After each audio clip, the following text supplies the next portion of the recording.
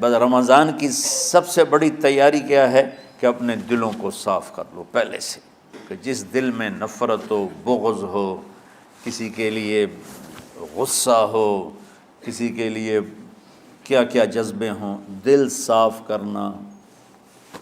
ہمارے گھروں میں روزانہ جھاڑو ہوتا ہے، یہاں مدرسے میں روزانہ صفائی ہوتی کہ نہیں ہوتی؟ چونکہ دنیا کی اصل گندگی ہے تو جھاڑو ہاتھ سے نہیں چھوٹ سکتا۔ حرم شریف میں دیکھا کیسے چاروں طرف خدام پھر رہے ہوتے ہیں برش لے کر، تو دل پہ غبار ایسے آتا ہے جیسے صحن میں غبار آتا ہے، دل پہ گندگی ایسے آتی ہے جیسے صحن میں آتی ہے۔ تو ہم نے نظام بنایا ہوا ہے، لوگ وہ کر رہے ہیں، وہ روزانہ جھاڑو دیتے ہیں۔ تمہارا دل ایک آنگن ہے، ایک صحن ہے، اس میں بغض، نفرت، حسد، پتہ نہیں کیا کیا گندگیاں آئیں گی اور آتی رہیں گی۔ بچوں ایک کام کرو، جھاڑو پکڑ لو، صاف کرو۔ یا اللہ معاملہ تجھ سے کرنا ہے، لوگوں سے نہیں۔ کسی نے برا کہا، کسی نے غیبت کی، کسی نے گالی دی، کسی نے دھکا دیا، کسی نے حق مارا، کسی نے کچھ کیا، یا اللہ تیرے سپرد میں نے اپنے دل کو سب سے صاف کیا، میں نے اپنے دل کو سب سے صاف کیا۔ یہ اتنی بڑی عبادت ہے کہ بڑے بڑے نفلوں والے، تہجد والے، حج عمرے روزے والے تمہیں نہیں پکڑ سکیں گے، چونکہ اس کا کرنے والا دنیا میں کوئی نہیں ہے۔ نفل پڑھنے والے تو بے شمار ہیں، عمرے کرنے والے بے شمار ہیں، علماء بے شمار ہیں، حاجی بے شمار ہیں، سخاوت کرنے والے بے شمار ہیں، لیکن اس ٹکڑے کو صاف کرنے والا لاکھوں میں ایک بھی نہیں ہے۔ مشکل کام ہے، آپ یہ سیکھ لیں، صاف کرو، صاف کرو، صاف کرو۔ یہ رمضان کی سب سے بڑی تیاری اور علم کو حاصل کرنے کی سب سے بڑی چابی ہے کہ اپنے دل کو کھلا کر لو۔ کوئی چیز خالی ہوگی تو کچھ آئے گا۔ جس دل میں بغض بھرا ہو، نفرت بھری ہو، حسد بھرا ہو، کینہ بھرا ہو، اس میں خاک آئے، اس میں تو علم کی ایک کرن بھی نہیں آئے گی۔ اس زبان سے چاہے جتنے مرضی موتی بکھیرے، دل اس کا اندھا ہوگا۔ لا تعمى الابصار ولكن تعمى القلوب التي في الصدور۔ یہ آنکھوں سے اندھے نہیں، دل سے اندھے ہیں۔ تو بچوں اپنے دل کو صاف کرنا سیکھو۔ وہ کتنی مشہور حدیث ہے، آپ نے کہا اس دروازے سے ایک جنتی آ رہا ہے، تو ایک انصاری صحابی داخل ہوئے، جوتا ہاتھ میں، داڑھی میں وضو کا پانی۔ اگلے دن اس دروازے سے ایک جنتی آ رہا ہے، تو ایک صحابی آئے، ہاتھ میں جوتا، داڑھی میں وضو کا پانی۔ وہی صحابی اگلے دن اس دروازے سے ایک جنتی آ رہا ہے، تو وہی صحابی 3 دن جنت کی بشارت لی۔ اس صحابہ کی جماعت میں ایک شخص ہیں جن کا نام ہے عبداللہ بن عمرو بن عاص۔ ان سے بڑا عبادت گزار صحابہ میں کوئی نہیں تھا، نہ سابقین میں نہ متاخرین میں، نہ پہلوں میں نہ بعد والوں میں۔ ان کی عبادت کیا تھی؟ ساری رات جاگنا، سارے دن کا روزہ، اور ایک ختم قرآن صبح سے شام تک۔ اتنی اللہ نے طاقت دی تھی۔ پھر وہ غلو والی بات آ گئی، ایکسٹریم ہونے والی بات آ گئی۔ ان کی شادی والی رات حجلہ عروسی میں داخل ہو رہے ہیں، دلہن کے کمرے میں داخل ہو رہے ہیں، اور مصلی بچھا کے اللہ اکبر، اور دیر نفل تے نفل، دیر نفل تے نفل۔ تو ان کی بیگم نے دیکھا تو وہ بھی خیر کا زمانہ تھا، انہوں نے بھی وضو کیا اور پیچھے مصلی بچھا کے وہ بھی فجر تک نفل پڑھتے رہے۔ صبح ہوئی تو حضرت عمر بن عاص رضی اللہ عنہ نے پوچھا بیٹی رات کیسی گزری؟ کہا جی ماشاءاللہ آپ کے بیٹے تو بڑے عبادت گزار ہیں، ساری رات نفلوں میں ہی گزری۔ تو وہ ان کو شکایت کر دی۔ حضرت عمر بن عاص کو اتنا غصہ چڑھا، بیٹے کو تو کچھ نہیں کہا، کتنی حکمت کی بات ہے، سیدھے گئے اللہ کے نبی کے پاس، یا رسول اللہ یہ عبداللہ دیکھیں کیسا نادان ہے، اس کی شادی کی ساری رات نفل پڑھتا رہا۔ تو آپ کہتے ہیں ماشاءاللہ ماشاءاللہ کتنی بڑی بات ہے۔ نفلوں میں گزر گئی، رات بھی نفلوں میں گزر گئی۔ تو آپ نے حضرت عبداللہ بن عمر کو بلا کے ڈانٹا کہ تو نے مہینے میں 3 دن روزے رکھنے ہیں، بس اس سے زیادہ نہیں رکھنے، اور ہفتے میں 1 قرآن ختم کرنا ہے۔ کہا یا رسول اللہ میرے اندر طاقت زیادہ ہے۔ پھر اچھا 15 دن روزے رکھنے، کہ نہیں میرے اندر طاقت زیادہ ہے۔ آپ اس کو تھوڑا تھوڑا کر کے گھٹاتے رہے، اور وہ ہر دفعہ نہیں یا رسول اللہ میرے اندر طاقت زیادہ ہے۔ تو آخر میں آپ نے کہا اچھا چلو صوم داؤدی پہ آ جاؤ، 1 دن روزہ رکھو، 1 دن افطار کرو، اور 3 دن سے پہلے قرآن ختم نہیں کرنا۔ تو آپ نے اس کو پیچھے کیا۔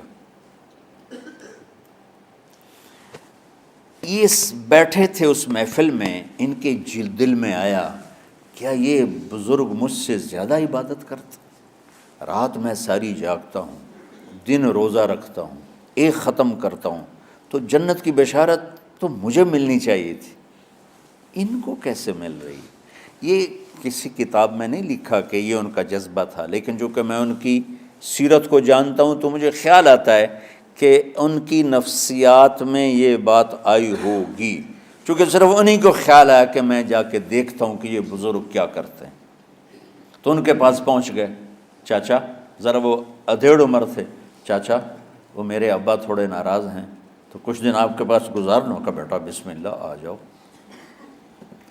اب رات ہوتے ہی عشاء کی نماز پڑھ کے انہوں نے جلدی سے چادر اوپر لی اور یوں سراغ کر کے ان چاچے کو دیکھنے لگے ایسے کر کہ اب یہ کیا ساری رات سجدہ کرے گا، اور ساری رات روتے روتے روتے روتے مصلی گیلا ہو جائے گا، یا ساری رات رکوع کرے گا، ساری رات قیام کرے گا، ساری رات قرآن پڑھے گا، اس تصور سے یوں دیکھ رہے۔ اور وہ بزرگ صحابی تشریف لائے، سرانے پہ سر رکھا، اللہم بسمک اموت و احیا، ہو گئے۔ اب یہ دیکھ رہے ہیں ابھی اٹھیں گے، ابھی اٹھیں گے، ابھی اٹھیں گے، اٹھے نا، فجر کی اذان پہ اٹھے۔ اب یہ تو حیران پریشان ہو گئے کہ یہ کیا ہو؟ اس زمانے میں تو منافق تہجد نہیں چھوڑتے تھے ڈر کے مارے کہ پتہ نہ چل جائے ہمارے کفر کا۔ تو یہ چاچا جنت بھی لے گیا تو ستا بھی پیا، کہ چلو کل دیکھوں گا۔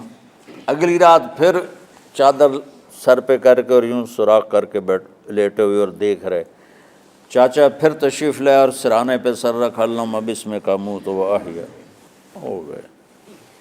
فجر کی اذان پہ اٹھے، یہ اور پریشان ہو گئے کہ میرا نبی کا فرمان تو سچا ہے، اس میں تو شک بھی کفر ہے، لیکن عمل کیا ہے جس پر اس کو جنت کی بشارت ملی؟ 2 رکعت نفل بھی نہیں۔ اور آج کے دور میں تم میں سے ماشاءاللہ اکثر بچے تہجد پڑھتے ہیں کہ 1 رات اور دیکھوں گا، تیسری رات اللہم بسمک اموت و احیا، ہو گئی ساری رات۔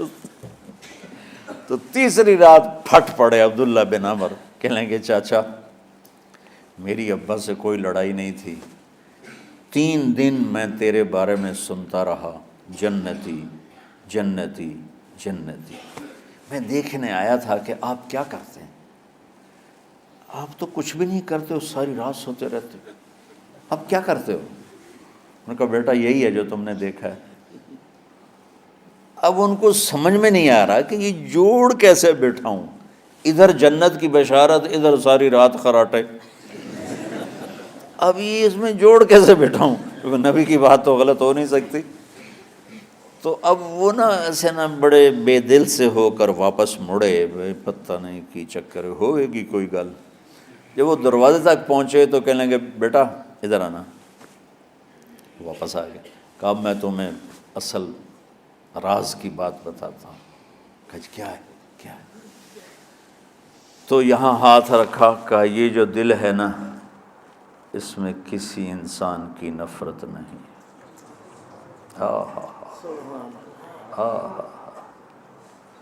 اور جب اللہ کسی کو رزق دیتا ہے، عزت دیتا ہے، مجھے کبھی حسد نہیں ہوا، مجھے خوشی ہوتی۔ تو عبداللہ بن عمر نے کہنا تھا ہاں یہ بات ہے، نہیں، انہوں نے کہا ہاذا ہوا، اچھل کے کہنے لگے ہاذا ہوا، ہاں ہاں ہاں ہاں یہی ہے یہی ہے یہی ہے۔ پھر کہنے کہ چاچا پر یہ میرے بس کا نہیں ہے، کون کرے گا یہ؟ اتنے بڑے آدمی ہو کر کہہ رہے ہیں کہ یہ میرے بس کا نہیں۔ تو بچوں، دنیا میں جنتی بننا ہے اور علم اللہ سے لینا ہے تو اسے صاف کر دو، سب کی نفرت سے۔ اس نے مجھے یہ کیوں کہا، اس نے مجھے یوں کیوں دیکھا، اس نے میرے بارے میں یوں کیوں کہا، اس نے میرے بارے میں یہ کیوں لکھا۔ جس کی تعریف ہوتی میری کتنی برائی ہوتی، صرف تعریف تو نہیں ہوتی، بھرا پڑا سوشل میڈیا مجھے گالیاں دیں۔ اللہ کے فضل سے میرے دل میں ایک ذرے کے برابر کبھی کوئی منفی جذبہ نہیں آیا، آئے تو میں دھو کے صاف کر دیتا ہوں، یا اللہ میں نے اپنے دل کو صاف کیا، میرا معاملہ تیرے ساتھ ہے، کسی کے ساتھ نہیں۔ یہی آپ رمضان کی سب سے بڑی تیاری، علم کے حاصل کرنے کا سب سے بڑا ہتھیار آپ کو یہ نہیں ہے کہ تمہیں کتابیں یاد ہو جائیں، تمہیں اشعار یاد ہو جائیں۔ تو ساری امت سے کہتا ہوں رمضان کا استقبال کرو، دلوں کو صاف کر کے، نفرتوں کو مٹا کے، مذہبی نفرت، دنیاوی نفرت، رشتوں کی نفرت، بول چال کی نفرت، سیاست کی نفرت، لین دین کی نفرت، ان سب سے اپنے دل کو صاف کرو تاکہ رمضان میں اللہ نے علم اتارا، اللہ تعالیٰ آپ کو علم عطا فرمائے، اور باقی لوگ جو عام دنیا میں زندگی گزار رہے ہیں ان کے دلوں میں اللہ رمضان کا نور اتارے اور ہدایت کا نور اتارے۔ یہ سب سے بڑی تیاری ہے اس کی۔ اور کسی سے گلہ ہے، غصہ ہے، ناراضگی ہے، کسی سے بولتے نہیں ہو، ابھی سے شعبان آ چکا ہے، آپ شعبان سے رمضان کی تیاری شروع فرما دیتے تھے، تو اس کی تیاری کیا ہے؟ وہ دلوں کو صاف کرو، معاف کرو، معافی مانگو، تمہارا قصور نہیں پھر بھی معافی مانگ لو، دلوں کو صاف کرو، اور اللہ سے سخاوت مانگو کہ اللہ کو سخی بھی پسند ہے اور صاف دل والا بھی پسند ہے۔